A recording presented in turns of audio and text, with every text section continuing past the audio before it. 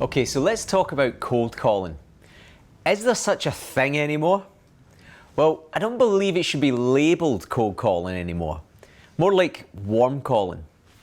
You see, real cold calling back in the late 80s and early 90s was a phone book.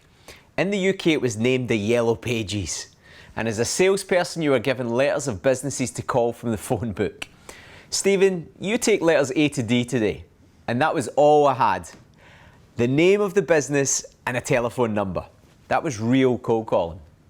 Nowadays we have Google, LinkedIn, Facebook, company websites, online news and announcements, Twitter to name just a few. We even have a software like Crystal Knows that tells you what type of person you're about to call and how best to pitch to them. So my question to you is this: is there really such a thing as cold calling? It's easy now to spend just a little bit more time prepping, finding information that will help you obtain a name and some info on how to capture their attention through association.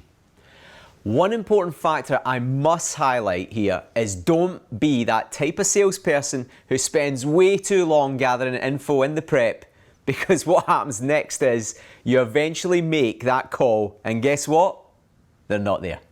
I always say to salespeople who are about to do a bunch of, let's say, cold calling, that they're better to prepare a batch of names and numbers and info first. Get them all lined up and then start smashing through those numbers. This helps get you momentum. You don't find yourself stopping and starting. And you don't find yourself wasting a whole bunch of time in the gathering info stage. Some salespeople I worked with knew they would be cold calling first thing the next day, so they prepped at the end of the day, getting ready for a quick start.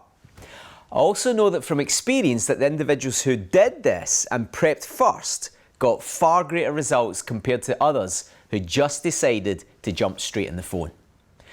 Use every tool at your disposal. Why wouldn't you?